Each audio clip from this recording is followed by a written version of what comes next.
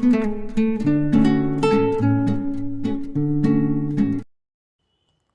Students, आप सबका स्वागत है हमारे channel RS to trick channel पर। हमारे चैनल पर वन शॉट वीडियो जो आते हैं उन पे ट्रिक डाली जाती हैं, उन्हें आप ज़रूर देखिएगा।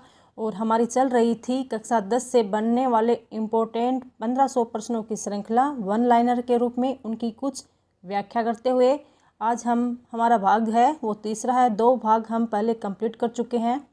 तो चलिए शुरुआत करते हैं भाग 3 की और प्रश्न नंबर 79 से। प्रताप ने मुगलों से बचकर युद्ध का प्रबंध करने के लिए गोगुंदा से अपना निवास स्थान कहाँ पर बनाया था? तो उत्तर होगा गोगुंदा से कुंभलगढ़ स्थानांतरित किया था अपना स्थान। यह दुर्ग ऊंचाई पर स्थित होने के कारण सुरक्षा की दृष्टि से महत्वपूर्ण था। प्रश्न नंबर 80, महाराणा प्रताप का शौर्य किस युद्ध में सबसे अधिक प्रसिद्ध हुआ था? तो उत्तर होगा महाराणा प्रताप का शौर्य हल्दी घाटी के युद्ध में जो 18 जून 1576 में प्रसिद्ध हुआ था, जब उन्होंने मुगलों की विशाल सेना का बहादुरी से सामना किया था और इस युद्ध में उन्होंने गुरिल्ला युद्ध पद्धति को अपनाया था जो अफगानों की है। प्रश्न नंबर 81, हल्दी घाटी के युद्ध में महाराणा प्रताप के प्रमुख सेनापति कौन थे? ये प्रश्न बहुत से एग्जाम में बहुत सी बार पूछा गया है, तो इस क्वेश्चन को आप इम्पोर्टेंट लगा लीजिए। हल्दी घाटी युद्ध में महाराणा प्रताप की प्रमुख सेनापति हकीम खान सूर, रामशाह तोमर, भीमा और झाला मान थे, जिन्होंने वीरतापूर्वक लड़ाई लड़ी थी। प्रश्न नंबर 82, महाराणा प्रताप के घोड़े का नाम क्या था? तो उत्तर होगा महाराणा प्रताप के घोड़े का नाम चेतक था। चेतक ने हल्दी घाटी के युद्ध में घायल होने के बावजूद प्रताप को सुरक्षित स्थान तक पहुंचाया और वीर गति को प्राप्त हुआ था, इसीलिए चेतक जो है वो प्रसिद्ध हो गया था। प्रश्न नंबर 83, हल्दी घाटी युद्ध के बाद महाराणा प्रताप ने अपनी राजधानी कहाँ बनाई? तो उत्तर होगा हल्दी घाटी के युद्ध के बाद महाराणा प्रताप ने मुगलों से बचने के लिए जंगलों और पहाड़ियों में आश्रय लिया तथा अपनी राजधानी चित्तौड़ के बजाय चाउंड में बनाई थी। प्रश्न नंबर 84, महाराणा प्रताप ने कौन सा युद्ध नीति अपनाई थी? तो महाराणा प्रताप ने मुगलों के खिलाफ गुरिल्ला युद्ध पद्धति अपनाई थी। प्रश्न नंबर 85, महाराणा प्रताप की मृत्यु कब और कहाँ हुई थी? तो उत्तर होगा महाराणा प्रताप की मृत्यु 19 जनवरी 1597 को चाउंड में हुई थी। ये प्रश्न भी बहुत बड़ा एग्जाम में आ चुका है। प्रश्न नंबर 86, बांडे के युद्ध में सांगा ने किसको पराजित किया था? तो उत्तर होगा राणा सांगा ने बांडे के युद्ध में इब्राहिम लोदी को पराजित किया था। प्रश्न नंबर 87, बांडे का मैदान कहाँ स्थित है? तो उत्तर होगा बांडे का मैदान राजस्थान के धौलपुर जिले में स्थित है, जहां राणा सांगा और इब्राहिम लोदी के बीच युद्ध हुआ था। प्रश्न नंबर 88, बाबर ने किस स्थान पर विश्वासघात का आरोप लगाकर आक्रमण किया था? तो उत्तर होगा बाबर ने राणा सांगा पर विश्वासघात का आरोप लगाकर 1527 में खानवा के युद्ध में राणा सांगा के खिलाफ लड़ाई लड़ी थी। प्रश्न नंबर 89, बयाना का युद्ध कब और कहाँ हुआ था? तो उत्तर होगा बयाना का युद्ध 16 फरवरी 1527 ईस्वी को हुआ था, जिसमें बाबर की सेना और राणा सांगा की सेना के बीच संघर्ष हुआ। प्रश्न नंबर 90, 17 मार्च 1527 को बाबर और सांगा के बीच कौन कौन सा युद्ध लड़ा गया था? तो उत्तर होगा 17 मार्च 1527 को बाबर और राणा सांगा के बीच खानवा का युद्ध लड़ा गया था, जिसमें बाबर ने विजय प्राप्त की थी। प्रश्न नंबर 91, राणा सांगा को विष किसने दिया था? तो उत्तर होगा राणा सांगा को उनके ही सामंतों ने विष देकर मारने की कोशिश की, क्योंकि वे बाबर से युद्ध करने की योजना बना रहे थे तथा घायल राणा सांगा जो थे वह पुनः बाबर से युद्ध लड़ने के लिए योजना बना रहे थे, जबकि वह बहुत ज़्यादा घायल थे, इसीलिए उनके सामंतों ने उन्हें विष दे दिया था। राणा सांगा की मृत्यु कब हुई? राणा सांगा की मृत्यु 30 जनवरी 1528 ईस्वी को हुई, जब उन्हें उनके सामंतों द्वारा जहर दिया गया था। कमेंट बॉक्स में बताइए कि उनके सामंतों ने उनको जहर किस स्थान पर दिया था। राणा सांगा की छत्री या समाधि स्थल कहाँ पर है? तो उत्तर होगा राणा सांगा की छत्री समाधि मांडलगढ़ जो भीलवाड़ा में पड़ता है में स्थित है। 94, राणा सांगा की मृत्यु के बाद मेवाड़ का शासक कौन बना? तो उत्तर होगा राणा सांगा की मृत्यु के बाद विक्रमादित्य मेवाड़ के शासक बने, लेकिन ये प्रभावशाली शासक नहीं थे।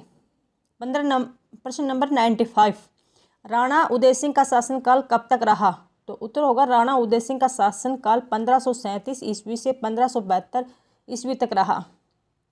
प्रश्न नंबर 96, पन्नाधाय के पुत्र का नाम क्या था? तो उत्तर होगा पन्नाधाय के पुत्र का नाम चंदन था, जिसने उन्हें मेवाड़ की रक्षा के लिए पन्नाधाय ने बलिदान कर दिया था। प्रश्न नंबर 97, पन्नाधाय ने किस मेवाड़ शासक के प्राणों की रक्षा की थी?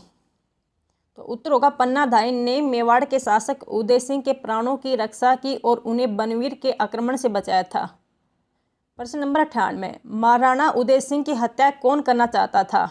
तो उत्तर होगा महाराणा उदय सिंह की हत्या बनवीर करना चाहता था ताकि वह मेवाड़ की गद्दी पर बैठ सके। प्रश्न नंबर 99, उदय सिंह को बचाकर कहाँ पर रखा गया था?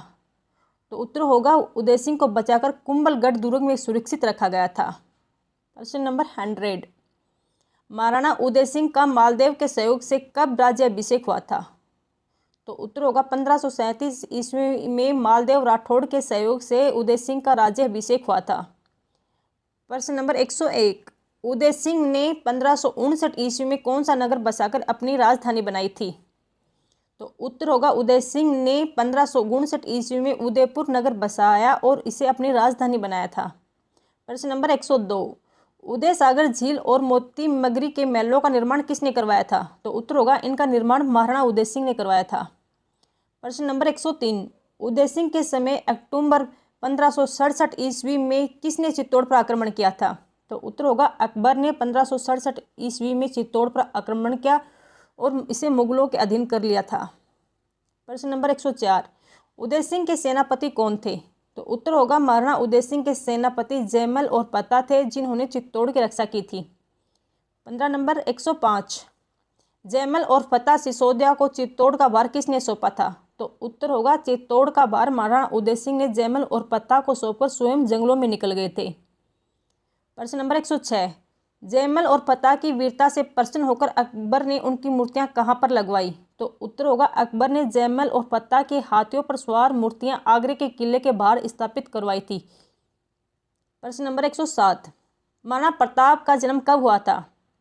तो उत्तर होगा महाराणा प्रताप का जन्म 9 मई 1540 ईस्वी को कुंभलगढ़ के दुर्ग में हुआ था।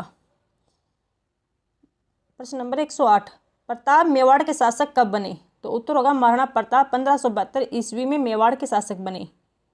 प्रश्न नंबर 119, महाराणा उदय सिंह ने किसे अपना उत्तराधिकारी बनाया था? तो उत्तर होगा महाराणा प्रताप ने अपने पुत्र जगमाल को उत्तराधिकारी बनाया था, लेकिन बाद में प्रताप को सामंतों ने राजा बनाया था। प्रश्न नंबर 110, प्रताप के समकालीन दिल्ली का शासक कौन था? तो उत्तर होगा प्रताप के समकालीन मुगल शासक अकबर था। प्रश्न नंबर 111, प्रताप ने अकबर के विरुद्ध कौन सा मार्ग चुना था? उत्तर होगा प्रताप ने अकबर के विरुद्ध संघर्ष का मार्ग चुना और जीवन भर स्वतंत्रता के लिए युद्ध करते रहे। प्रश्न नंबर 112, अकबर ने महाराणा प्रताप को झुकाने के लिए 1572 ईस्वी से 1576 ईस्वी के बीच कितने शिष्टमंडल भेजे थे?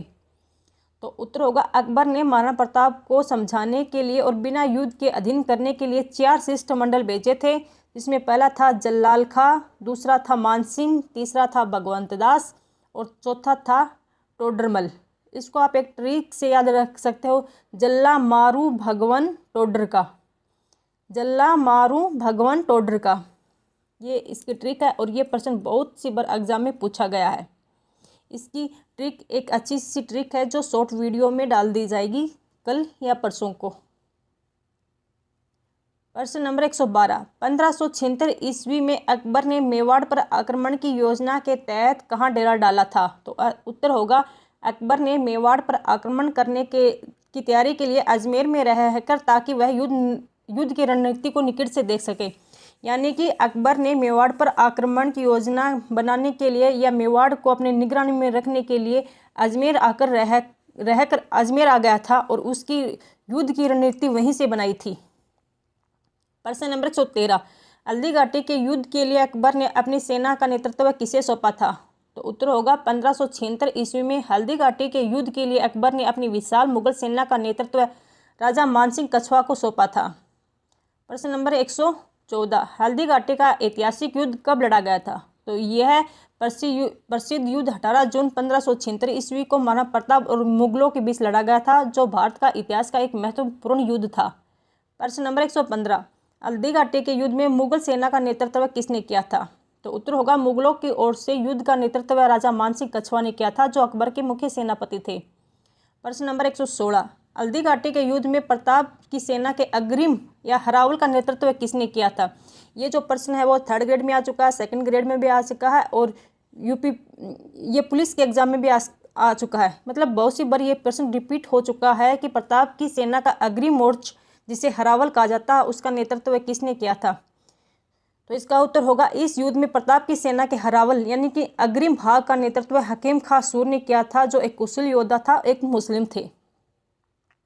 प्रश्न नंबर 117, हल्दी घाटी के युद्ध में महाराणा प्रताप का छत्र धारण किसने करके युद्ध लड़ा था? तो उत्तर है झाला बिद्दा ने महाराणा प्रताप का छत्र धारण कर युद्ध लड़ा था, ताकि शत्रु का ध्यान महाराणा प्रताप से हट सके और महाराणा प्रताप युद्ध से बाहर निकल गए थे। प्रश्न नंबर 118, हल्दी घाटी युद्ध को खमनोर युद्ध का किस इतिहासकार ने कहा है? तो उत्तर होगा प्रसिद्ध इतिहासकार अबुल फजल ने इस युद्ध को खमनोर का युद्ध कहा है, यानी कि हल्दी घाटी के युद्ध को अबुल फजल ने खमनोर का युद्ध कहा। हल्दी घाटी युद्ध को गोगुंदा का युद्ध किसने कहा है? तो उत्तर होगा प्रसिद्ध इतिहासकार बदायूनी ने हल्दी घाटी के युद्ध को गोगुंदा का युद्ध के नाम से बताया है। प्रश्न नंबर 120, अमर सिंह प्रथम ने 1580 ईस्वी में अब्दुल रहीम खाना के परिवार को कहाँ बंदी बनाया था? तो उत्तर होगा अमर सिंह प्रथम ने मुगल सेनापति अब्दुल रहीम खाना के परिवार को शेरपुर में बंदी बना लिया था, लेकिन जब इस बात का महाराणा प्रताप को पता चला तो महाराणा प्रताप ने अमर सिंह को फटकारते हुए उन्हें वापिस सामान लौटाने का आदेश दिया था। ये थी महाराणा प्रताप की एक विशालता। महाराणा प्रताप ने 1582 ईस्वी में अब्दुल रहीम खाना के परिवार को सम्मान दिया। क्या सम्मान दिया था? प्रताप ने शत्रु को पीछे छोड़ते हुए खाना के परिवार को पूरी रक्षा और सम्मान के साथ वापस भेजने का आदेश दिया था, सम्मान के साथ। 122 प्रश्न नंबर, दिवेर का प्रसिद्ध युद्ध कब लड़ा गया था? तो उत्तर होगा दिवेर का यह युद्ध 1582 ईस्वी में लड़ा गया, जिसमें महाराणा प्रताप मुगलों पर विजय प्राप्त की थी। प्रश्न नंबर 123, दिवेर के युद्ध में अमर सिंह ने एक ही वार में किसे मार गिराया था? यह प्रश्न बहुत फेमस है, बहुत ही प्रसिद्ध युद्ध प्रश्न है ये। इस युद्ध में अमर सिंह ने अपनी तलवार से मुगल सेनापति सुल्तान खां को एक ही वार में मार दिया था, और जब सुल्तान खान को उसकी अंतिम इच्छा पूछी तो उन्होंने कहा मुझे उस बंदे से मिलना है जिसने मुझे एक ही वार में खत्म किया है। प्रश्न नंबर 124, दिवेर के युद्ध को मेवाड़ का मैराथन किसने कहा है? तो उत्तर होगा प्रसिद्ध इतिहासकार कर्नल जेम्स टोड ने इस युद्ध को मेवाड़ का मैराथन कहा है, क्योंकि यह एक निर्णायक युद्ध था। अकबर ने किस वर्ष के बाद मेवाड़ पर आक्रमण नहीं किया? तो उत्तर होगा 1585 ईस्वी के बाद अकबर ने मेवाड़ के विरुद्ध कोई सैन्य अभियान नहीं भेजा। प्रश्न नंबर 126, 1585 ईस्वी से 1597 के बीच महाराणा प्रताप कौन से क्षेत्र छोड़कर पुनः मेवाड़ पर अधिकार कर लिया था? तो उत्तर होगा महाराणा प्रताप ने चित्तौड़ और मंडलगढ़ को छोड़कर संपूर्ण मेवाड़ पर अधिकार कर लिया था। प्रश्न नंबर 127, महाराणा प्रताप ने अपनी राजधानी 1585 ईस्वी में कहाँ स्थानांतरित की? तो उत्तर होगा प्रताप ने युद्ध रणनीति के अनुसार अपनी राजधानी चित्तौड़ से हटाकर चामुंड को बनाया था। प्रश्न नंबर 128, महाराणा प्रताप का निधन कब हुआ? तो उत्तर होगा प्रताप का निधन 19 जनवरी 1547 को हुआ था। महाराणा प्रताप का अंतिम संस्कार कहाँ पर किया गया था? तो उत्तर होगा महाराणा प्रताप का अंतिम संस्कार बांडोली में किया गया था। आल्पस पर्वत के समान अरावली की हर घाटी प्रताप की वीरता से गौरवान्वित है, यह कथन किसका है? तो उत्तर होगा यह प्रसिद्ध कथन कर्नल जेम्स टोड का है। हल्दी घाटी युद्ध को मेवाड़ का थर्मोपोली किसने कहा? तो उत्तर होगा प्रसिद्ध इतिहासकार कर्नल जेम्स टोड ने इसे मेवाड़ की थर्मोपोली कहा है। प्रश्न नंबर 132, अमर सिंह किस वर्ष मेवाड़ के शासक बने थे? तो उत्तर होगा अमर सिंह 1597 ईस्वी में मेवाड़ के शासक बने थे और एक कुशल योद्धा थे। ये महाराणा प्रताप से भी अधिक शक्तिशाली शासक थे, लेकिन इतिहास के पन्नों में इनका नाम गुम हो गया। चलिए आज के वीडियो को यहीं समाप्त करते हैं।